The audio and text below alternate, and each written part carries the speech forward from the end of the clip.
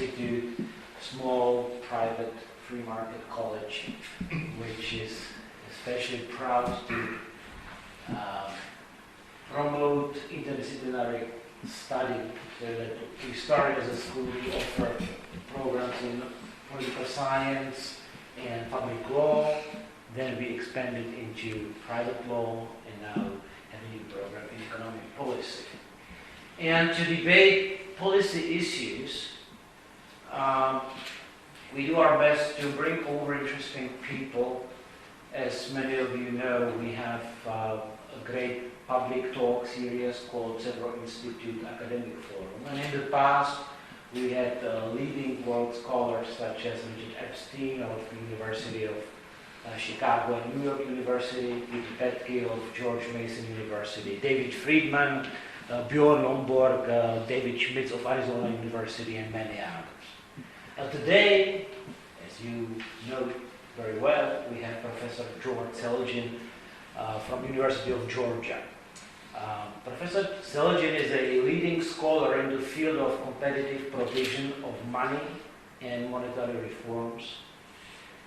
And indeed, banking is today a major source of economic and political problems, and banks are to be blamed for the severity of the economic crisis. The positive thing, however, is that as a result of this, there is a growing demand for learning from the critics of modern banking industry. And hopefully, the lesson we can learn will help us avoid similar future mistakes in economic policy. George Selgin is one of the best scholars suited for this task. His book, The Theory of Free Banking, Money Supply on the Competitive Note Issue, is considered to be a milestone in the modern history of monetary thought and made him a co-founder of free banking movement. The movement which can be linked to the revival of Austrian economics after the South Berlin Conference and F.A. Hayek's Nobel Prize in 1974. The topic of banking, studied by the leading minds of the Austrian School of Economics, is of particular interest. There is indeed a shared criticism of central banking as a special kind of central planning among Austrians, but there is a lively debate about what exactly the alternative is and how to achieve it. George Selgin is a key player in that debate, which shows one great thing, namely that those who more or less often accuse Austrian economists of being only repetitive of what the founders of the school, Menger, Mises, or Hayek stated decades ago, were badly wrong. There are new contributions, there are strong disagreements, there is refinement of old arguments. There is simply everything what a full-fledged school of thought needs to have. And that is a good news as Austrians, as always in the time of crisis, gain new audience as dissatisfied people inside or outside academia look for alternatives to the prevailing consensus on economic policies. Apart from free banking controversy, Professor George Selgin published books on bank deregulation, called Bank Deregulation in Monetary Order, a book on the virtues of declining prices, less than zero, the case for a falling price level in a growing economy, and a fascinating book on the history of coinage in England, called Good Money, Birmingham Button Makers, the Royal Mint, and the Beginnings of Modern Coinage. Today, Professor Selgin will talk on central banking and financial crisis. Please join me in welcoming George Selgin.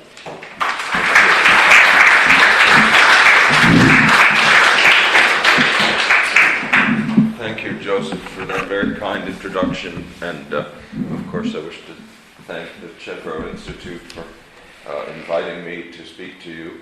But finally, I owe a special thanks to all of you for coming to this lecture. I hope it doesn't, your presence here indicates true interest in the subject and not merely the fact that you don't particularly care about ice hockey. You will have noticed that I have a rather bad cold. It's ill-timed, I'm afraid, so you'll have to bear with me. I won't be speaking very loudly, but I hope I'll say the same things I would have said if I could speak more loudly. Usually, I'm sorry, the slide, the print is a little bit obscure in this first slide. I hope the others won't seem so. Usually when you hear a talk by an economist about central banks and crises, the talk is one that will portray central banks as playing a very positive role. That is, it will be one in which crises are portrayed as occurring within the private financial system for reasons having to do solely with the conduct of private bank and other financial firm managers, where the role of the central bank is positive in the sense that the central bank comes to the rescue of the financial system once it has faced a crisis that is the result of private sector misbehavior. I am going to give you a much different talk from that because I believe, and hope I'll convince some of you to consider believing, that in fact central banks are destabilizing presences in modern financial systems, and in fact they've always been destabilizing, and that on the contrary, left to themselves, private banking systems can be very robust and very stable. It's the interventions of governments, including the creation of central banks, that really is the source of financial instability, both in the early history of banking and more recently. In order to start trying to make that case, I want to take you back to Adam Smith, always a good place to start in any discussion of private market institutions. But here I particularly wish to remind you that Smith had some very interesting things to say about money and banks, and particularly about the kind of banking system that operated in his native Scotland. The Scottish banking system already in Smith's day, in 1776, had developed a reputation as a particularly efficient and stable banking and currency system. It was stable and it was efficient, but it was also quite decentralized. Scotland, even to this day, doesn't have a central bank. It has no legal tender. It has several banks that issue currency. Alas, the Scottish system has long been heavily regulated, but in Smith's day and for over 100 years after, it was largely unregulated. And consequently, it stands as one of the better examples of a completely private banking and currency system. This slide shows some examples of the many different sorts of Scottish banknotes that were issued over the course of the history of this system. Some of these are very old, some are later, but at any time in the heyday of the system, there might have been perhaps a couple dozen competing banks of issue. Now, what difference does it make if banks are competing and issuing different brands of currency as opposed to having just one bank that monopolizes currency? The difference that Smith emphasized had to do with efficiency, with the Scottish bank's ability to operate with very low reserves of gold or silver, and therefore to participate more than other banks in other countries could in the process of economic development. I'd love to talk to you more about the efficiency of the Scottish system, but it's its stability that interests us today. And the basis for this notorious stability, because this was not a stability that was unnoticed at the time. The Scottish system was famous for its great stability. The Scottish people were very proud of the system. The key to the stability of a system like Scotland's in its heyday was the fact that because no bank had a monopoly of currency, banks were always actively, aggressively competing with each other for shares of the Scottish currency market. That meant in practice that as banks received on deposit notes that had been issued by rival banks during the course of the business day, they would collect these notes, and at the end of the day, they would return the notes of rival banks to their sources. Sometimes they would return them directly to, if the source had a local branch, which it often did. But they also sometimes sent all the items back to clearinghouses, central agencies responsible for seeing to it that banks redeemed their liabilities. By the way, the process here is quite analogous to that by which checks from competing banks are handled today. But it was a process that in those days, in the Scottish case, applied to paper currency as well as to currency consisting of checks. Now, why was this important for stability? What's the connection? The connection is that the competitive exchange of notes on a regular basis put a very strict discipline on each one of the Scottish banks. A discipline not unlike the discipline that is created with a chain gang like this one. I suppose similar arrangements have been used here. It's not a very fancy idea, but it's a clever one. By chaining different prisoners together, you don't have to chain them to anything else. You don't have to put them in a prison cage. You can let them be loose, and they still can't escape. Why? Because if any one prisoner tries to run away, of course, that prisoner will immediately fail because he's tied to the others. But it's equally true that if they all try to escape together by coordinating their steps, it's practically impossible for them to do so.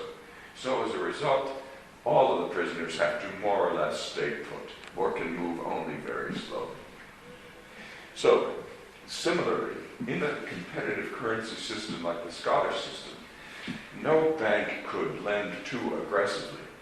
If any bank tried to be too generous with its lending, it would quickly find that it was losing reserves of gold or silver to rival banks, and its activity would be checked, would be constrained.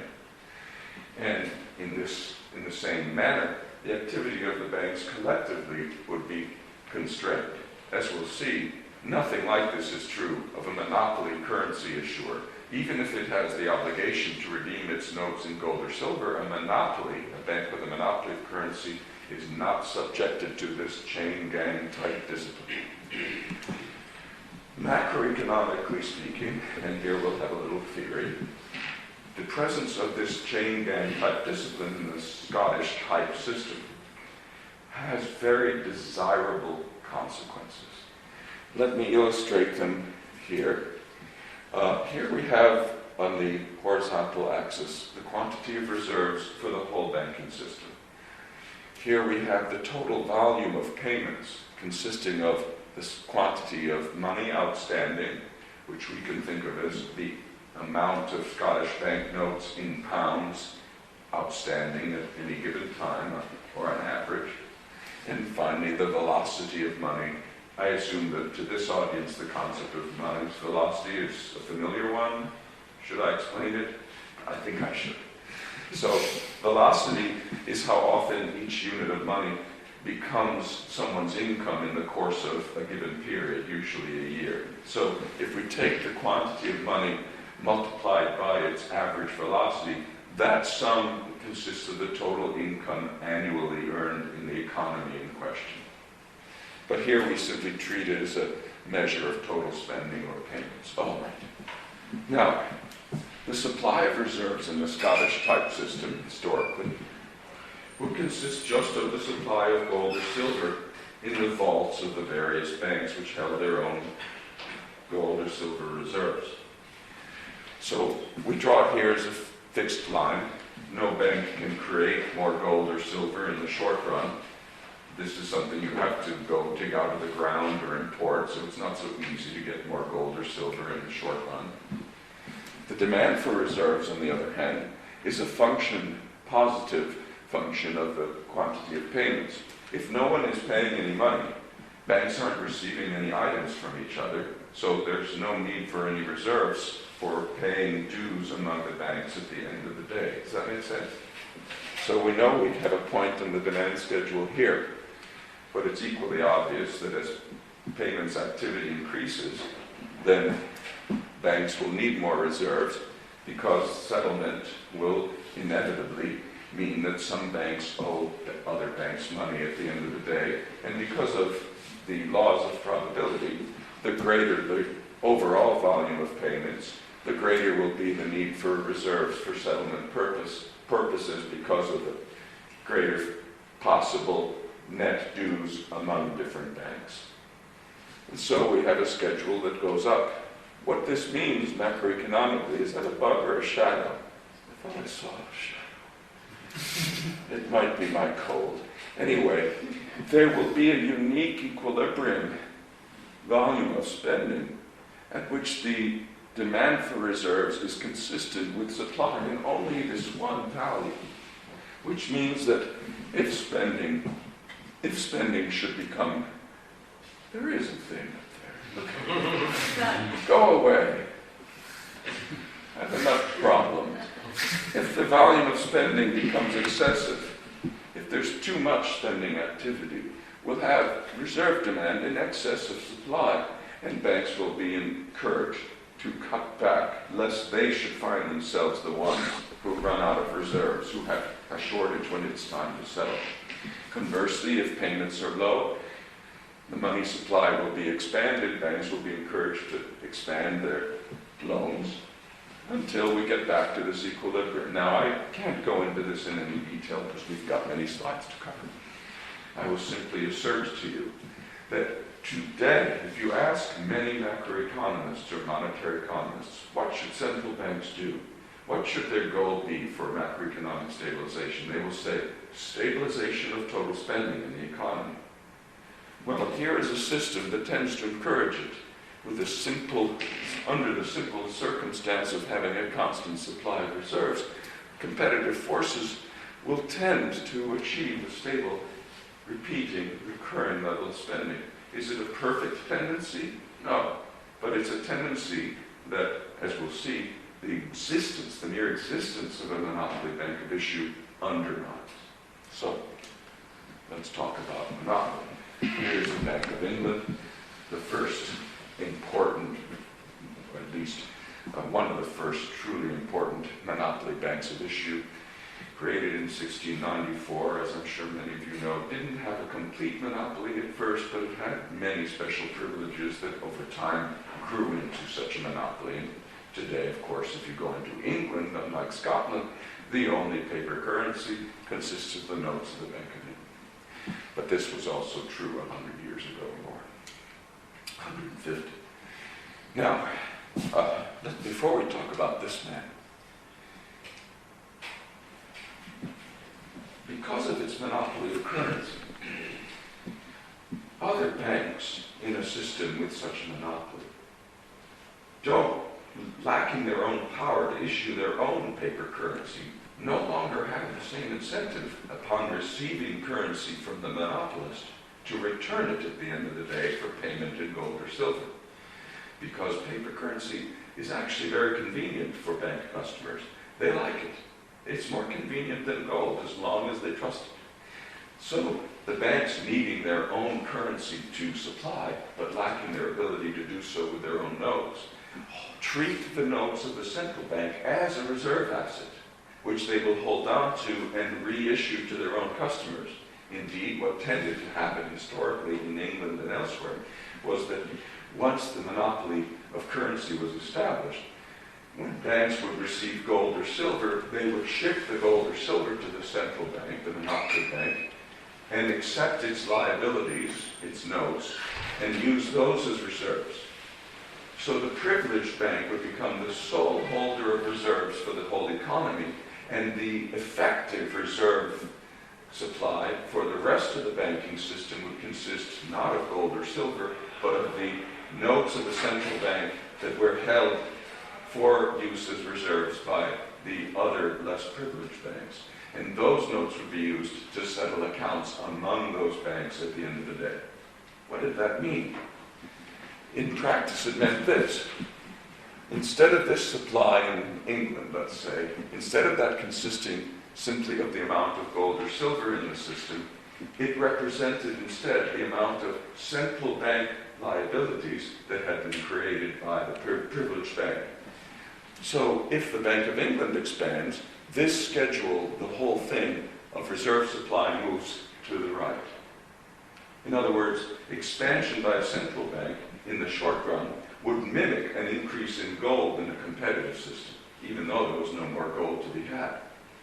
Contraction of the central bank would move the supply of reserves inward or to the left, forcing the entire system to contract. So a central bank could lead a whole banking system in a general expansion or a general contraction. This one bank would have the power, in other words, to dictate overall credit conditions for the whole economy, a power that normal competing banks of issue would lack. Does this make sense so far? Right. Well, why is that a problem? It's a problem because under a gold standard, the power of the Bank of England, for example, would still have an obligation at the end of the day to always redeem its notes in gold if anyone asked. If a central bank overexpanded, eventually people would ask, as we understand now thanks to the contributions of another great Scotsman, David Hume. David Hume first explained the long-run constraints on expansion in a system like the English system with a monopoly. So, here's the explanation. The mechanism involved is called the price-specie flow mechanism. Specie is a word for gold or silver. It covers both. So, let's suppose this is the price level in France, measured in some unit of gold, some standard unit of gold, right? Like an ounce or a gram, whatever.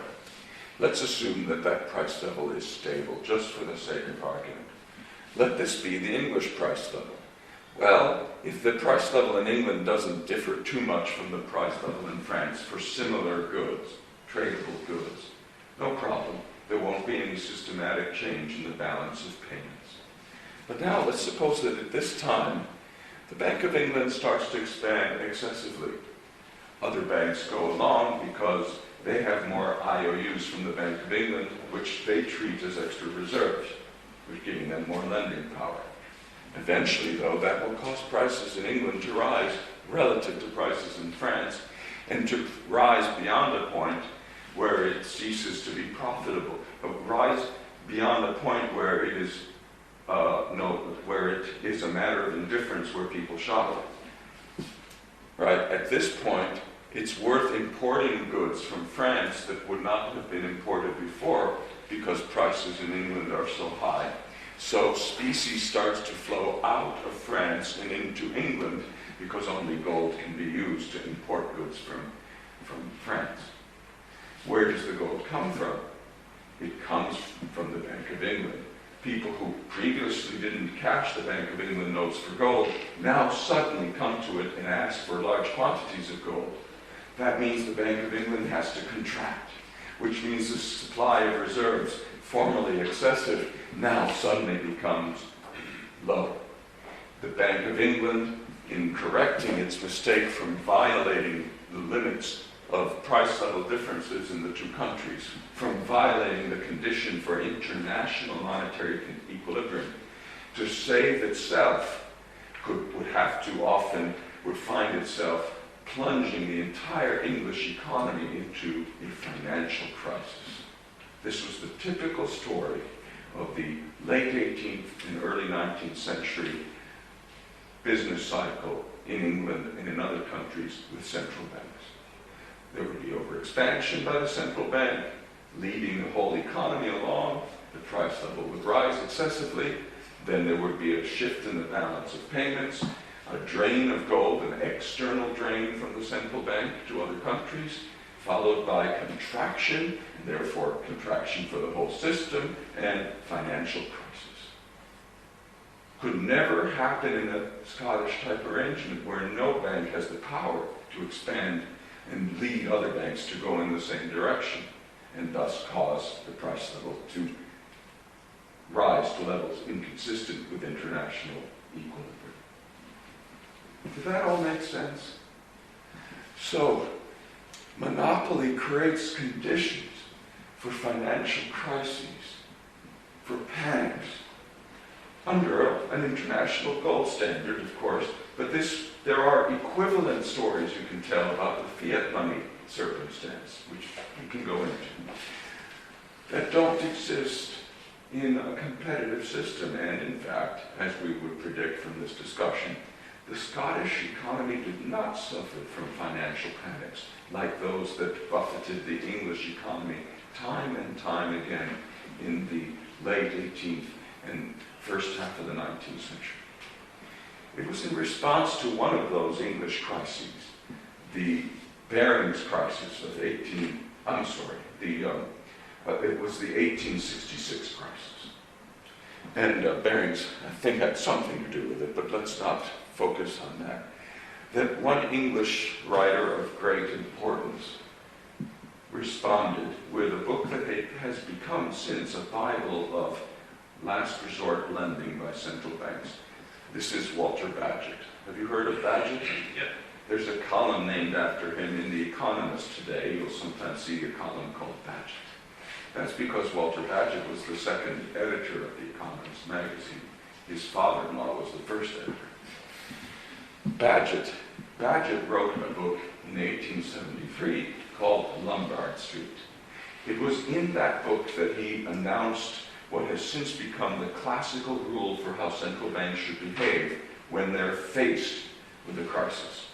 And the rule was, in brief, that central banks should lend freely to other institutions on good collateral, that is, only if they're solvent, at high rates. What Bagehot was doing was making a recipe whereby the Bank of England in particular, instead of acting only to protect itself when it found itself suffering an external drain of gold or silver, would act in such a way as would ultimately help it keep its reserves. High interest rates will help attract capital from abroad, but without damaging the rest of the sound, solvent financial system, the private financial system. So it was a way, the lender of last resort formula was a way to tell central banks how to behave in the public interest and not just look at their own bottom lines. Now, many central bankers who know this much about Bagehot, they will tell you that, it's because of Bagehot that we know how important it is to have central banks. Right? Bagehot explained that you need a lender of last resort to prevent crises. But that's a misreading of Bagehot. Let me be clear. What Bagehot was saying was not, if you don't have a bank like the Bank of England, go get one right away and tell it to lend freely at high rates during crises. He said explicitly that the reason England was having crises was because it had a Bank of England. And he was recommending what we economists would call a second best solution concerning how to deal with these crises, given that you had such a monopoly bank. The first best solution was not to have a central bank, was to have a system like the Scottish system. And most central bankers don't seem to have read Bagehot's book. If they did, they would have seen these passages, among others, that point to this conclusion. This is towards the end of Lombard Street. I have tediously insisted, Bagehot writes, that the natural system of banking is that of many banks keeping their own cash reserve, Scotland, with the penalty of failure before them if they neglect it. A bank that issues too much, is too generous, too much easy money, goodbye at the end of the day or the week or whatever. I have shown that our system in England is that of a single bank keeping the whole reserve under no effectual penalty of failure, not in the short run. And yet I propose to retain that system. Why did he do this? Well, he did it because he didn't think radical reform was possible already in 1873. I can only reply that I propose to retain this system because I'm quite sure it's of no manner of use proposing to alter it. We might as well try to alter the English monarchy and substitute a republic as to alter the present constitution of the English money market. The funny thing is today, I think you could find plenty of people in England, not let alone in other countries, who would say, yes, we should consider abolishing the monarchy. But the Bank of England, oh no, it's far too sacrosanct. Well, so, just to conclude, central banks are one of the key sources, originally, of financial instability. They undermine the normal workings of a specie standard. They remove discipline from the internal banking system. They allow for one institution alone to take an entire economy far from the confines of international monetary equilibrium. But, of course, as long as there's still a gold standard or a specie standard, the ultimate result can be a severe crisis, which, as we now know, Bagehot's recipe was not a guarantee against. It might be that, and it was, that banks that behaved, central banks that behaved according to Bagehot's advice, did do less damage, but the damage was not eliminated entirely as a result of this. And as we'll see later, modern central banks often honor Bagehot only in the breach. Now, you might say, well, this is all very intriguing, but what about your own country? You didn't have a central bank until 1914. And yet, everyone knows, or many people know, the U.S. had crises before 1914. So doesn't this prove that less regulated competitive systems are also unstable? Well, it doesn't, because, in fact, the problems of the U.S. banking system before the Fed were not due to a lack of regulation or much less a lack of monopoly in currency. They were due to the fact that we always had, in one way or the other, a heavily regulated and a badly regulated financial system. The myth about the U.S. banks, before the Civil War at least, is that anyone could start a bank that had no capital and they always failed or often failed. And indeed, some of them were just outright frauds. That isn't entirely true. It's an exaggeration, but there's some truth to it. We did have many failures, and our banks were undercapitalized. But it wasn't because they were unregulated. It was because in almost all states, and even until the 1990s, banks were, for the most part, prohibited from having any branches. They could only have one office. And as a result, mostly of that single legal restriction, which was stricter in some states than others, but prevalent almost everywhere for many, many decades, banks were undercapitalized. They were weak. They did fail easily. They were simply too small to have properly diversified financial portfolios, or either on their asset side or on the liability side. I forgot to mention, but I should have, that part of the Scottish natural system was nationwide branch banking. The norm, which I think we now all appreciate, is if you let banks do it, they will branch very widely. In the United States, we didn't allow it, and we therefore created artificially weak systems. In England, by the way, they did something similar. Besides creating the Bank of England and giving it special privileges, for many years in England there was something called the six-partner rule, where a bank could not have more than 6 partners. This also was a way of guaranteeing small, under-diversified, failure-prone banks. It wasn't natural. It was a consequence of bad regulation. Another consequence of the lack of branch banking, by the way, in the United States before the Civil War, was that if you took the notes of a bank from one state to another, they would no longer command their full value, naturally, because to get gold for them, someone had to ship them back to their source. It was the only place where they could be redeemed.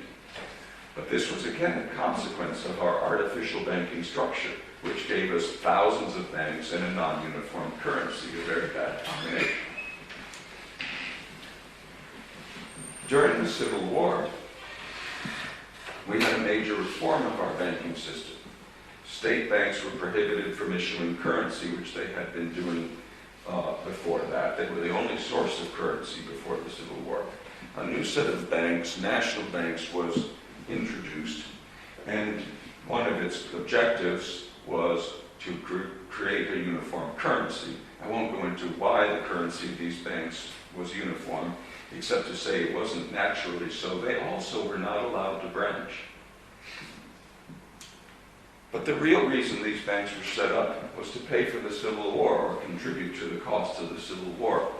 And that's because for a national bank to issue currency, it had to back the currency with U.S. government securities. So every bank now had to buy government bonds as a condition for issuing currency, which was an important resource for banks at the time. Well, I don't want to bother you concerning how well this contributed to the war finance, but I will say that it is the real reason why we continued to have, indeed have some of our worst financial panics after the Civil War. There were severe panics in 1884, 1893, 1907.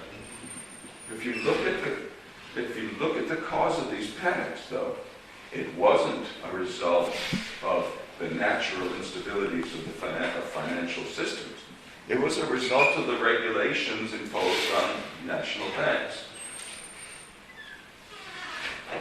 You see, this chart shows the quantity of national banks outstanding in millions of dollars. So in 1880, there were about $350 million of national bank notes circulating. This was our paper currency supply for the most part. But remember, all of these notes had to be backed by U.S. government bonds. Why? Because back in the Civil War days, in the early 1860s, somebody wanted to sell those bonds. The government needed the money. But in the 1880s and 1890s, the government didn't need the money, so it wasn't issuing any more bonds. It was retiring its bonds. But that meant that there weren't enough bonds to back the currency. Think about what would have happened if the government had retired all of its debt. That sounds like a good thing, but if it happened in the U.S. before the advent of the Fed, it would have meant our maximum currency supply would be zero. That's a very strange arrangement where the people can only have money if the state is heavily in debt. So as the government paid off its debt, the quantity of national banknotes had to fall. As you can see, there's less than half as much currency in 1992 as there was in 1880 in a growing economy, a rapidly growing economy. Well, you can imagine that the result of this was that currency shortages developed. And in some years, like those I mentioned, these shortages turned into full-blown panics. And everyone understood, or many people understood. The problem was we had a currency supply that could not respond to demand because of regulations that dated to the Civil War. Regulations aimed at paying for a war, mind you, right? They weren't designed to create a goods currency system. No wonder they didn't create one. Now look at this line. The scale is to the right, so the numbers are much smaller. Here we have a currency supply that's growing during this period, slowly. And there's another fact. Look at these peaks. That's the harvest season. In the harvest season in those days, that's when the demand for currency was at its highest point. Then after the harvest, the demand would subside. Why? This looks like a very well-managed currency supply. There must be a central bank doing a really good job in the country where these statistics come from. Oh, it's Canadian banknotes, so I suppose they come from the Bank of Canada. Right?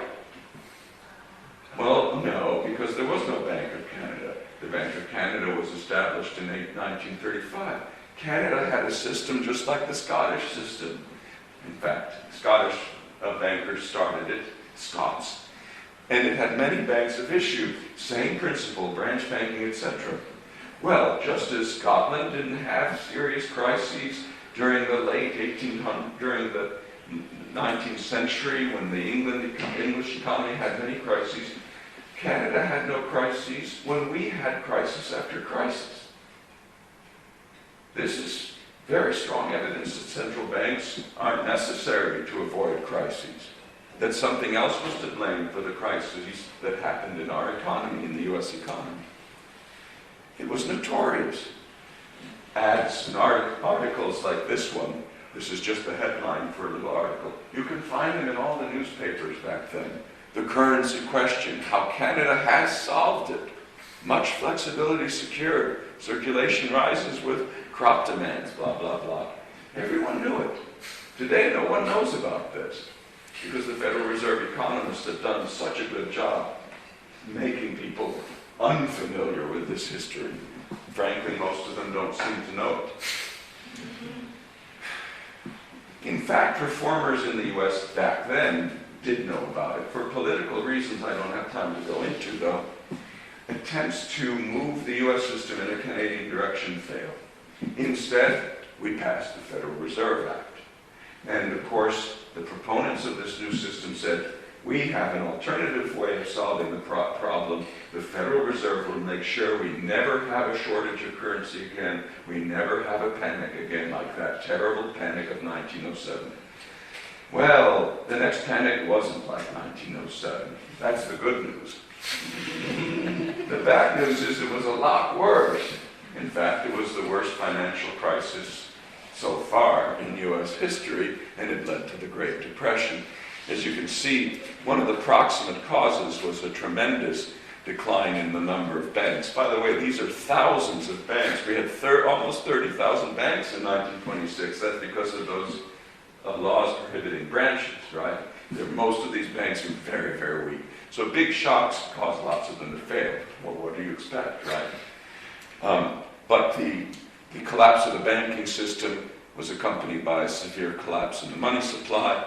We don't have time to go into the details of monetarism, but nowadays even non-monetarists understand that the collapse in the money supply was, in turn, the proximate cause of the collapse of GDP and also of prices. But the point that's important for us in this lecture is that this happened not because of the forces of private competition. This happened on the Fed's watch when we had a central bank, a worse crisis than we ever had before. By the way, recovery from the Great Depression, also there, the Fed did nothing. The Fed allowed the money stock to contract, even though it was set up supposedly to prevent such a contraction, to issue more emergency currency when the rest of the banks could not because of regulation. But then, how did we get out of the Depression? Well, as you can see, what gets us out is monetary growth. The monetary base, which collapsed, right, starts to grow again after 33, and this is helping us recover despite Roosevelt and his policies. Where is the growth coming from? It's coming from the gold stock. First, there's a devaluation of the gold stock, and then gold is coming in from Europe, mostly because of war fears and Hitler and all that. Here's what the Fed did to contribute to the growth of the monetary base. Nothing. That's Federal Reserve credit. Nothing. Now, what was happening in Canada? Canada still doesn't have a central bank as the great contraction and depression are taking place. Its money stock does decline 13% compared to 33% for the U.S. But remember, Canada mainly relies on exports to the U.S. So when the U.S. economy collapses, it's no surprise that Canada should suffer and that it should start losing gold because it's losing its export market. But still, 13% is a lot better than 33%. And one big reason for the difference is Canada had no bank failures. The U.S. had 6,000. Canada, none, zero, because it had a structurally stronger banking system based on diversified branch banks that could issue their own currency still. Yet in 1835, Canada set up the Bank of Canada and made it a central bank. Why did they do it? Politics. Save it for the question session, and I'll answer if you want. It had nothing to do with the deficiencies of the natural Canadian competitive currency system. Now, after 1933, for a while, we didn't have severe financial crises. That wasn't when we had very few bank failures until the 1980s. That wasn't, though, because of the Fed. It was because of the deposit insurance that was established nationally in our country for the very first time anywhere in 1934. The beginning of 34 is when it actually takes effect. But deposit insurance, of course, itself caused very serious problems. Before the advent of deposit insurance, banks had to have capital. Here's a typical little ad. You would find these in the backs of newspapers before the advent of the FDIC, advertising for every little bank how much capital it had. People had reason to look for that kind of ad because they knew, first of all, that American banks were undiversified and dangerous, but also because capital, a bank's capital is a kind of insurance. The way a bank fails is it suffers losses until the capital is depleted. Then it fails if it suffers any more. So the more capital there is, the more cushion of safety there is for depositors. Of course, American banks have little capital. This one only has about 250,000. That's nothing because they're small. The big Scottish and Canadian banks had loads of capital and were correspondingly less dangerous to do business with. But after the deposit insurance was implemented, well, after the Fed was created, already capital declined. This was the first evidence of the perception that the Fed would bail out banks, even if they were really unsound. Then, of course, the FDIC was created. Look what happens to bank capital. It collapses. In fact, the FDIC encouraged banks to hold less capital. Under the old regime, pre-FDIC, the rule was that bank shareholders were doubly liable. If you were a shareholder in a national bank, you were liable if it failed, both for the actual value of your capital, of your shares, and for, again, that same amount out of your personal wealth. Double liability was very common in other countries too. The Scottish banks, many of them had unlimited liability, good incentives. The FDIC, though, told the banks, don't worry about double liability. Let's get rid of it. You have us. We provide a substitute for capital. Of course, eventually, we had problems where bank capital, the insurance agency doesn't provide a perfect substitute because it creates moral hazard problems that ultimately lead to massive losses. And eventually, the insurance agency will itself be in trouble if banks don't hold enough capital. That's why we have capital regulation today. Because we have insurance in most of the countries in the world now, so banks won't hold enough capital on their own because their customers don't insist on it. And so we regulate capital, but that causes problems, etc., etc., etc.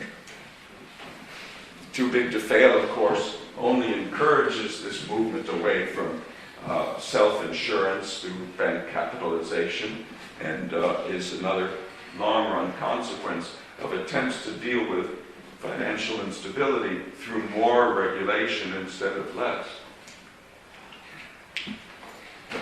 The overall record of the Fed is as bad as it is, in fact, has remained very bad when it comes to preventing crises and recessions. In fact, even if you leave out the 1930s and 1920s, which were a period of considerable instability, even if you just compare financial contractions since World War II, since the end of World War II, to the number and frequency, the frequency of contractions and their length before the Fed was founded, the statistics show that, as Christina Romer, who compiled them, points out, the average length of recessions is actually a month longer in the post-World War II period than in the pre-World War I era. There's also no change in the distribution of the length of recessions, so nothing's improved. Oh, wait a minute. That was in 1999. That's already correct. It's leaving out the Great Depression, and there were two major contractions during the 1930s. Even leaving that, that's 1999. So what do you suppose the statistics now show about the post-World War II versus pre-Fed record? Well, of course, they show that we've had another very bad financial crisis, a worldwide crisis, but also, of course, an American crisis, the subprime bust. As you know, this involved a housing boom and also a subprime mortgage lending boom that goes along with it. This is the relevant period here. This boom is actually starting in the late 90s, but it's really taking off after the dot-com boom, housing prices, adjusted for inflation, not adjusted. Here again, the Fed has done a good job portraying itself as the hero of the piece, came to the rescue.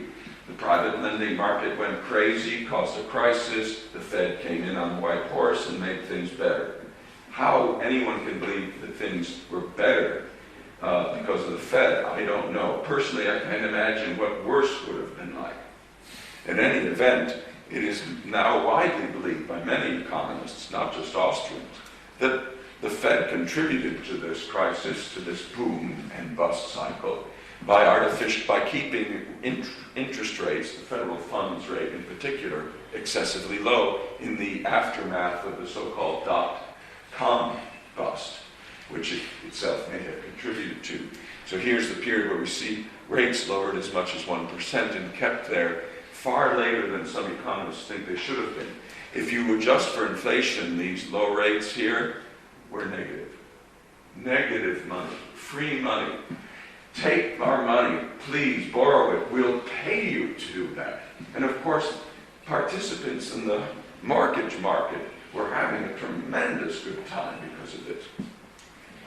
John Taylor, one of the economists I referred to, estimated what, according to his famous Taylor rule, the Fed should have done. Here's where interest rates, how they were actually adjusted, that is the Fed's lending rate. Here's what Taylor said the Fed should have done. It should have tightened much sooner and much faster. So to this extent, at least, the Fed seems to have contributed to the boom. Not everyone agrees with this, but it's part, I believe, of the story of the Fed's role in the recent crisis. Here's Taylor's own estimate of what the boom would have looked like if the Fed had followed his rule, the boom and the bust. Here's what actually happened. Well, this is what actually happened. Greenspan himself has admitted that interest rates were kept very low, but he thought that this was a great idea. He was aware that the loosening of mortgage credit terms, which is itself a consequence of a general loosening of the terms of credit enabled by the Fed,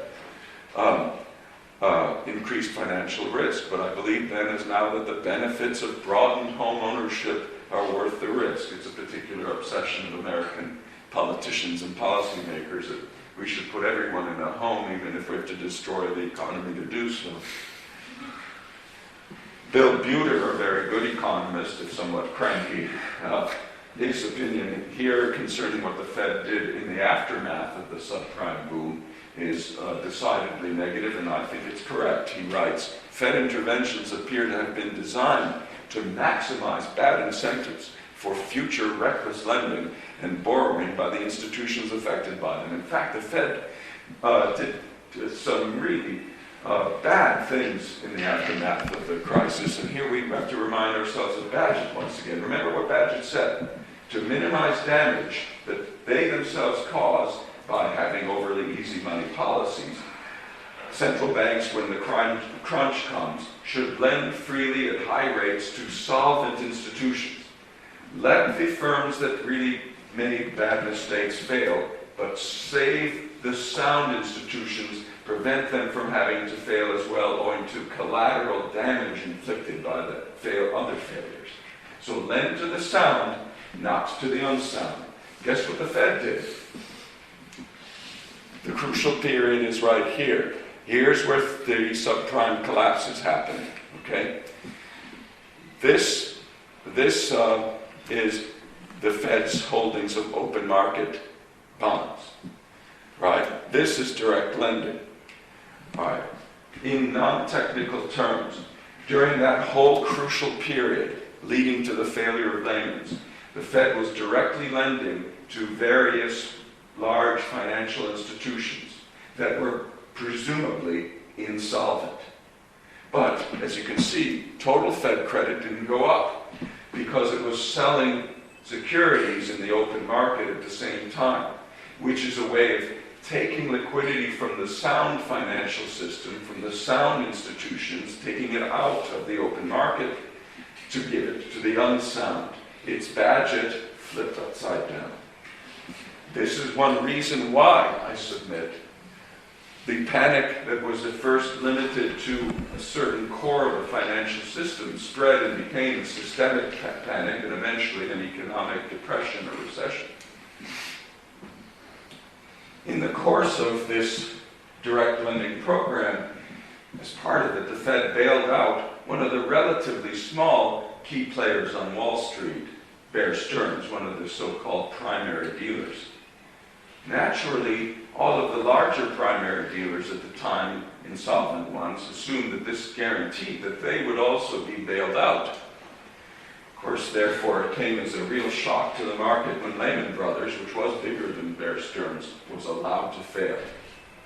Many people feel that the error here was that it was this event that led to the ultimate financial breakdown of the credit system and the spread of the crisis to the whole economy of the U.S.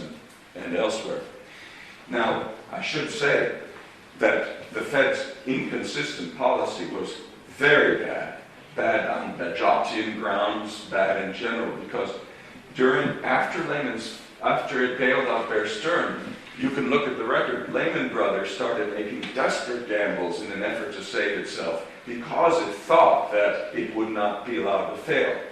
If Layman Brothers had been given the opposite signal, it would have had to take rapid steps to curtail its losses and would have behaved much differently. So in the end, when Layman failed, the damage was much worse than it might have been.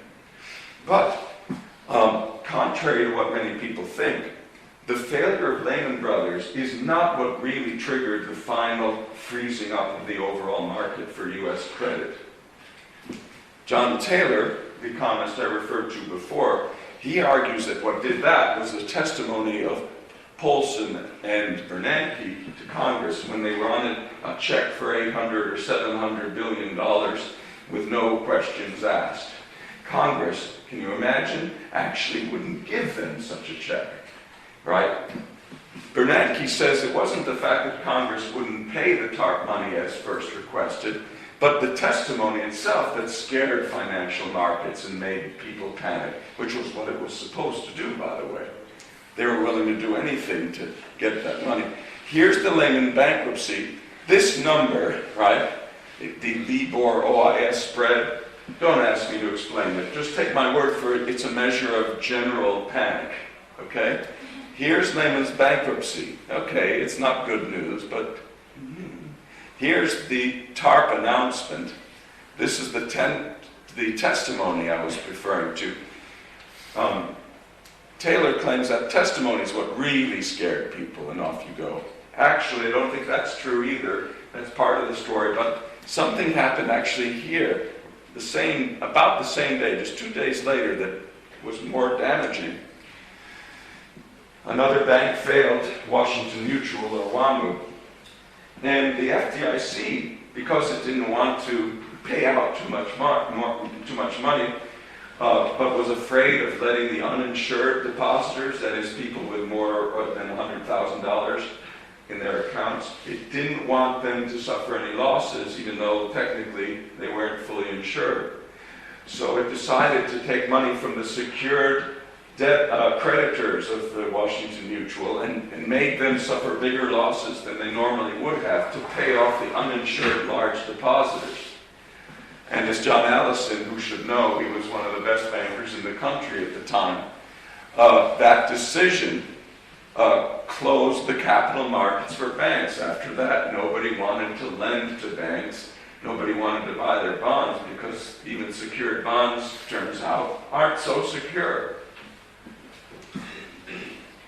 Here's the crisis that happened as a result of all these developments, like what happened in the 30s, a collapse of the total amount of spending in the economy combined with the collapse of prices. Well, now government is doing what it usually does after crises.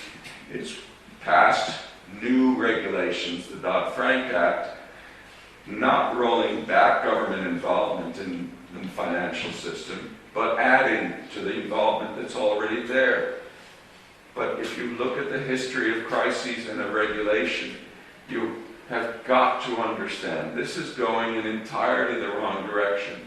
And I can assure you, you needn't read the 1,000+ pages of the Dodd-Frank Act. There is nothing in there that deals with the true sources of financial instability in the U.S. economy. On the contrary, there are many things to aspects of Dodd-Frank that seem likely to make things even worse. The next financial crisis, I'm sorry to say, is coming, but no matter what we do in the name of regulation, if we continue to have the state play a greater role in the financial system, we can only look forward to one of two possibilities. One is we'll have more and larger financial crises. The other is we simply won't have a financial system anymore. Thank you very much.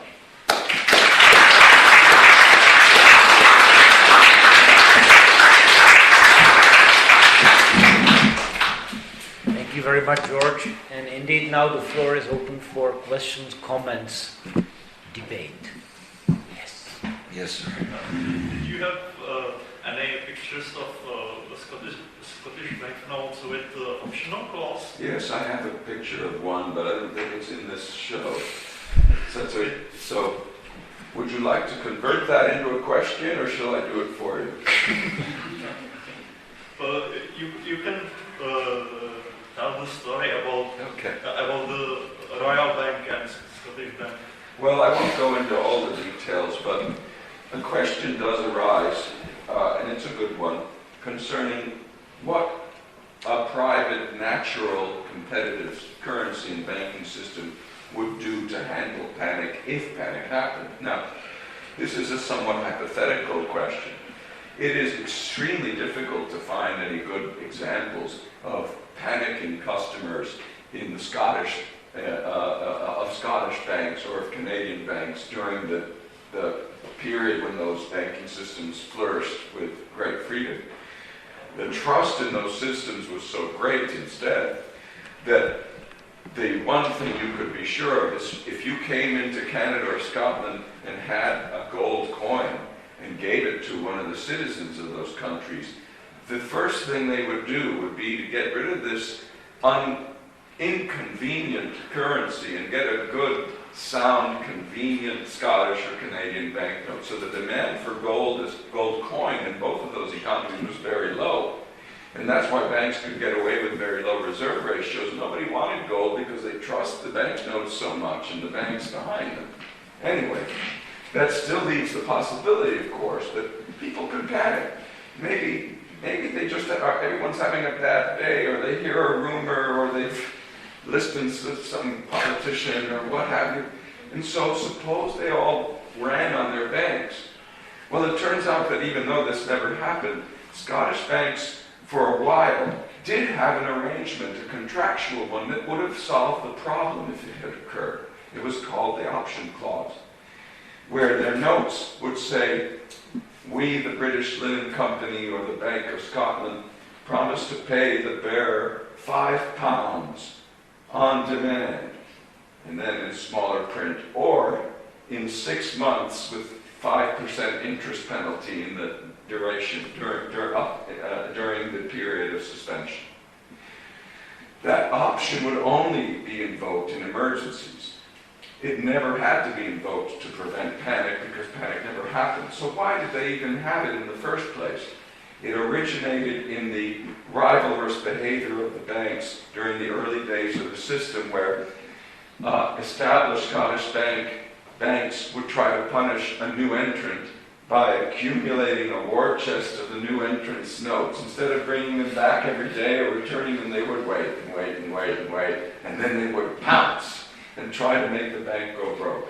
The response of this was banks came up with it, new banks, especially with the option clause, to protect themselves from this nasty behavior by other established banks. It had nothing to do with dealing with panicking customers. It was a way to protect themselves against a particularly nasty, aggressive form of rivalrous competition. Eventually, the Scottish government banned the practice. I have to say, I think he was wrong about it, but nevertheless, Adam Smith, in fact, condoned this ban, as well as another ban put into effect at the same time on small Scottish banknotes of less than £1. I think Smith was wrong about both of those minor interventions, but they were the only ones that effectively applied to Scottish banks at the time of the writing of the Wealth of Nations, and Smith did not argue in favor of any other regulation of banks. Yes? Was there some sort of legal tender in Scotland? No, there still isn't. There's never been legal tender. Nothing is legal tender in Scotland. Scottish banknotes have never been legal tender there, and Bank of England notes have never been legal tender there. So Scotland is an interesting and useful example, because when people tell you we must have legal tender laws of some kind, or else how will traffic tickets be paid, that sort of thing, well, you can just say, Scotland, and that should be the end of the discussion. What was like the average reservation on? The reserve ratio? Of course, it varied over time with conditions. That's just like... But I can tell you that, for example, around 1830, the average Scottish bank reserve ratio was a little below 1%. That didn't need very many reserves at all, which meant 99% of the Scottish money supply at that time, in 1830, is going to back productive bank loans. Nothing is going to silver. Nothing is going to the state, because there's no Bank of England. It's all being invested in the Scottish economy. The system is efficient, it's safe in the Scottish economy. In 1700, Scotland was one of the poor countries of Europe. Much poorer than England, maybe a third as rich per capita. By 1800, according to Smith, thanks to the operation of the Scottish banking system, which was developing during that century, Scotland caught up to England in per capita wealth. Smith is completely convinced, as are many later economic historians, that it was the Scottish banking system more than anything else. Of course, there were other factors that made this leap possible in the Scottish economy. And Rondo Cameron and other modern economic historians, having surveyed many European countries and also the Americas, they've concluded that the freer a banking system was, including especially being free to have competitive issuers of notes, the faster the more economic growth the banking system promoted. Was there any insolvency of Scottish banks because Yes. they couldn't pay out their like? There were a few instances. There was one notorious one, but if you look at the total amount of losses suffered by note holders, yeah, there's a figure somewhere, but in the course of a century and a half, it was something like £11,000, which more than a pound is a lot of money, but it's still peanuts compared to losses being experienced almost daily in the modern banking systems we suffer from today. Now, there was one notorious failure of a Scottish bank, but it's a failure that illustrates the working of the system, and it's no coincidence that after this extreme failure, this system had more than 100 years of stability. There was a new bank was founded around 1771, called the Douglas Heron and Company was the official name, but everybody called it the Ayr Bank because of the time it was in AYR.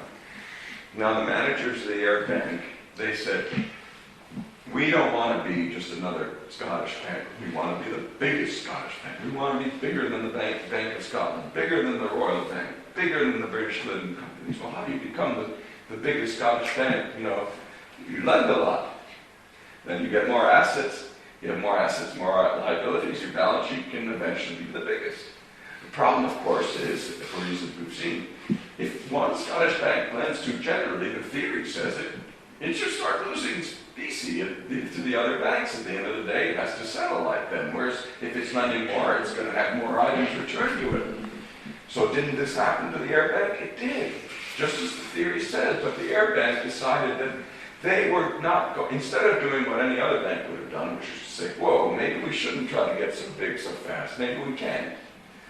They went to London and borrowed to cover their losses, right? If you do that, you can avoid not paying your bills for a little while, but eventually what happens, right? Well, the Ayr Bank managed through this borrowing in London to cover its reserve losses to avoid immediate failure and to become big, but then it failed spectacularly bringing down a couple small Scottish banks with it, I should say, because they unfortunately got a little bit too involved. The better, more established banks, they just sat by and kind of like, oh, this is going to be really interesting. And after that, the system, it proved that the clearing discipline worked. It proved that the chain gang does exactly what theory says it should do. And it was good for the Scottish banking system to have that failure. Would that we could have some big banks fail now and then. That would make our system stronger. Nietzsche's right when it comes to banks. But in this case, that is exactly what happened. And Scotland didn't have another major banking failure until the recent failure of the Royal Bank of Scotland. But this is long after the competitive checks and balances have been completely undermined in that system. And so what do you make of the recent state of the economy? The Fed seems to be a new hero. The unemployment goes down, the interest rates still are low, and the yields on bonds are incredibly low, while the stock market is rising rapidly all the time. I don't know which of two ways to respond to this belief that the Fed has done a great job, but one way is, in America we had a TV show, I wonder, maybe you even had it here, the Beverly Hillbillies. Anybody hear of that? It was back in the 60s, and the premise was that some hillbillies, you know what hillbillies are? They live in the mountains, mountain men. One of them finds some oil in Appalachia. He becomes a millionaire. So the family moves to California, to Beverly Hills, a very posh city. Anyway, that's the premise. But the particular episode of the show I have in mind is where the grandmother, Granny, claims to have a recipe for curing the common cold. They have this banker they do business with who's always trying to get all their money from him. He hears about this and he says, oh, I could really get wealthy. I just had to get Grandma to tell me the recipe. Then you have a long episode, and at the end, he finally hears what the recipe for curing the cold is. She says, oh yes, you just have some of this potion I made, some, whatever food or something, and in 2 weeks you'll be just perfect. So what does this have to do with the Fed? Well, this crisis is one of the longest lasting crises we've had. It's a very long one. It's like the fourth or third longest recession, depending on which metric of recession you use. So now the economy is recovering a little bit. By the way, the recovery in employment is very, very meager. Stock market, yes, I'll come to that. But in most respects, the recovery is still not impressive.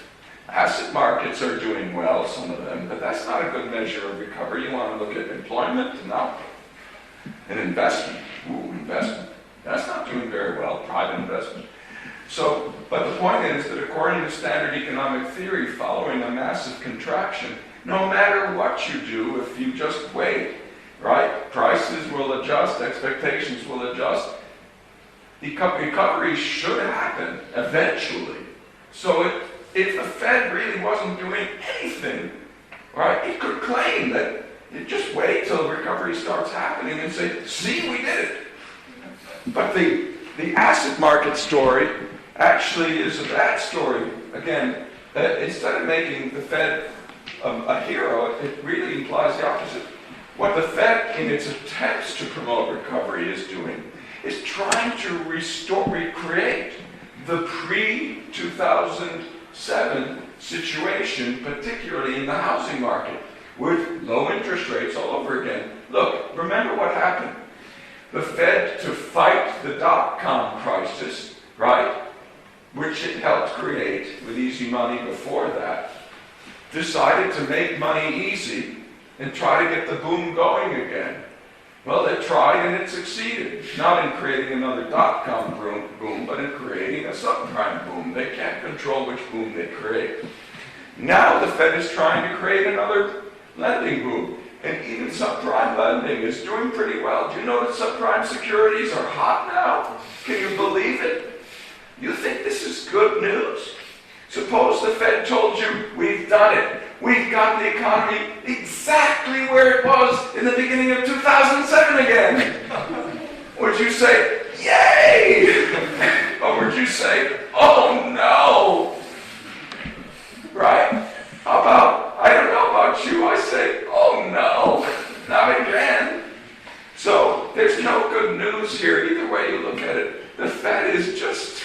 lots of more, and we're all going to pay for it.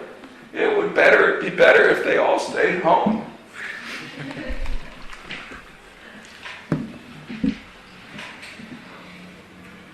Yes? Do you think there's any, like a 100% guarantee that the free market banking system, a competitive one, would actually prevent monetary growth such that central banks normally orchestrate, that it wouldn't happen?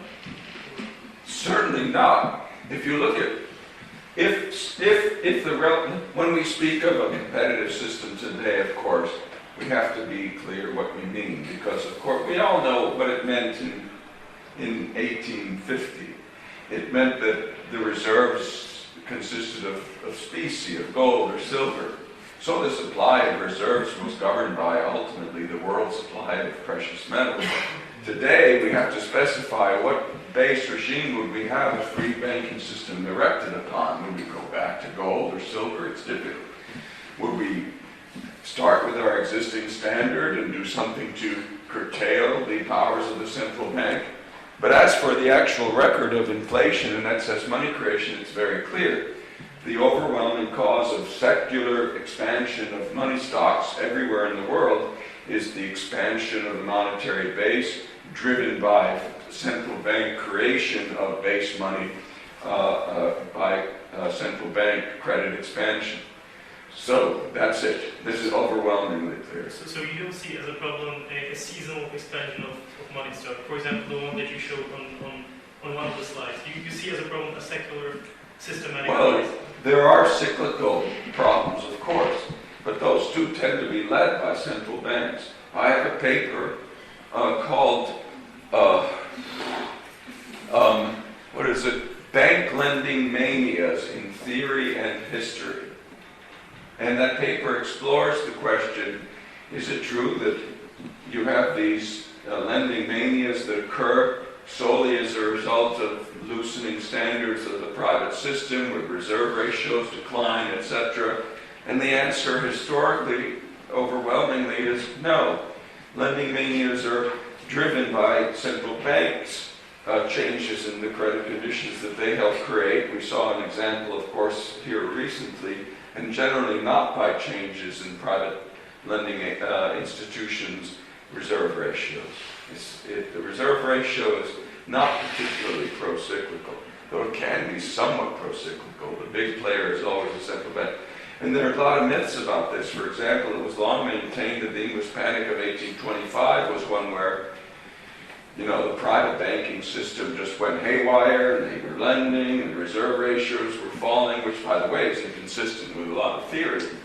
And then when the crisis happened, the Bank of England came to the rescue. In fact, the best available statistics we have for outstanding stock of Bank of England notes versus English country bank notes tell a very different story.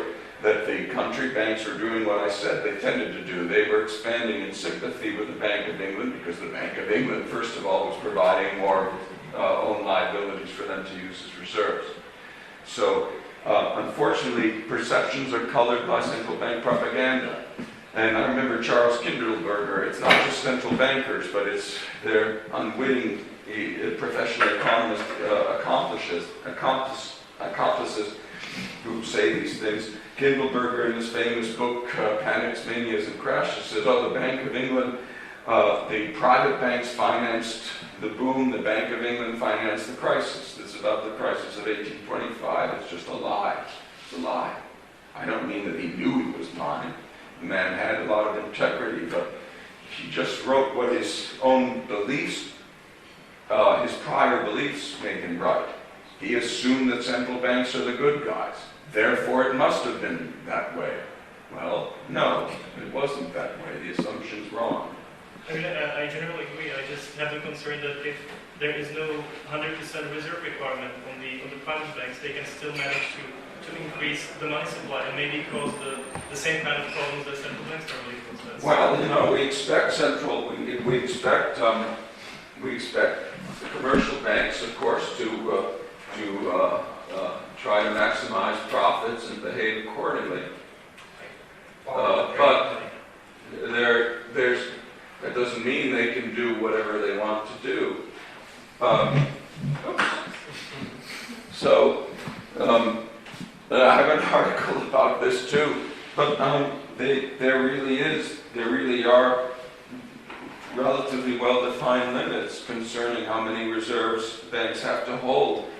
Even if they try to act together, this is why I emphasize, because what happens is, as the total flow of payments in the competitive system increases, right, that means, suppose all the banks are being extremely prudent. So it's not that any individual bank is lending too much. They're all doing the right thing. But even if they try to move together, then you have two things happening. The total amount of payments, the value of payments per period is going up. But the other thing that's happening is, for any individual bank, the net payment flow, it's not becoming more negative or more positive. It's doing this more. Before it's like this, right? You go from that. As volume increases, you go like this. So that on any given day, the probability of a particularly large outflow increases. Some banks are going to get caught if they don't, and they're all in jeopardy if they don't restrict their lending. Because at the end of the day, you can't say at the clearinghouse, you can't say, oh, tomorrow we'll probably have a big inflow. They say, well, sorry, it doesn't work that way. The reason we clear every day is because we don't trust you and we want to keep all the banks honest. So we have a good theory of that. We also have a theory that says that a central bank can, thumb its nose and, expand more, nothing happens. Even under a gold standard, nothing happens until the whole economy is way out of line and then boom, everything crashes. So our theory tells us to look for the central bank as the source of destabilizing lending behavior, not to the competing banks. And history, as far as I can tell, supports that set of priors, not the conventional Kindleberger Federal Reserve central banker priors. This 1% you've told about is actually, I think, less than the levels that was before the crisis, the current crisis. I think it was 2% before the current crisis. I don't think that's right for ordinary banks. Now remember, these numbers were for banks that were issuing demand liabilities that could be cashed on demand. And most countries, it's typically about 3%, depending on the way the clearing system operates. In some countries, the central bank allows the banks to basically operate with zero overnight reserves, right? Because they borrow from the central bank for every reserve outflow.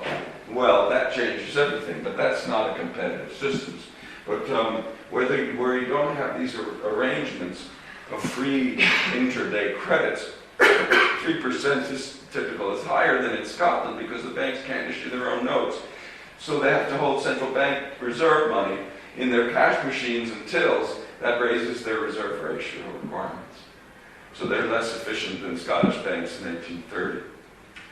But just as a general point regarding 100% reserves versus fractional reserves in competition, I would like to make one statement.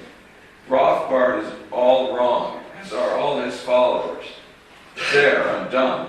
Now, I'm willing to defend this statement with regard to any specific argument, if that's what you'd like me to do, but I must say I've tried to do so in print in many places. I don't think the debate will ever end, but I must say I think the facts are overwhelmingly on the side of fractional reserves. One point I must insist on, that people please stop saying, well, I believe that if we ever had freedom in money, then we would have 100% reserves or something pretty close. I'm sorry, but that horse has already left the starting gate. We have too much history. We have too many examples that were very close to laissez-faire in money and banking, like the Scottish system. By the way, Murray's attempt in an article long ago to show that the Scottish system wasn't really a good representative of laissez-faire in money is full of factual errors, which Larry White also long ago pointed out in reply. And so everybody should read White's response, part of which is included in the second edition of Free Banking in Britain, starting with the point that no Scottish bank ever borrowed money from the Bank of England. And no Scottish bank was ever saved by the Bank of England. or any other central bank. Making a Sorry, stop. It's time to stop. The debate Oh, I'm is- sorry. Yeah. So, And this it's not means I win. And it's not because of criticism of Rothbard, but it's because our time is up and your voice, I guess, is just not strong enough to survive the next 5 minutes. So, thank you, George, for being with us. Speaking of Professor Lawrence White, he will be our next speaker in this public talk series in mid-September. Lawrence White is coming. He's giving a talk. And before, he will be here with us for almost a week, being one of the speakers at a international summer school organized jointly by CEVRO Institut and Foundation for Economic Education. So you are all welcome to sign up or register for the summer school.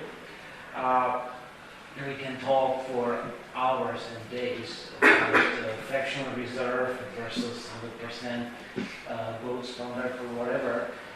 And also, there is another chance to meet interesting U.S. professors. There is another summer school here in mid-August. This one done jointly with University of Ohio and people like Professor Richard Vedder, who is a famous expert on labor market, economic historian, expert on school reform. And again, with him, a couple of other colleagues are coming and we'll have time to debate many, many things for several days. So you are all encouraged to join us for, even both if you want, summer schools. And keep coming back to CEVRO Institute. As you can see, I'm doing my best to bring over interesting speakers, and I'll do it as long as you keep coming. So thank you and have a nice evening.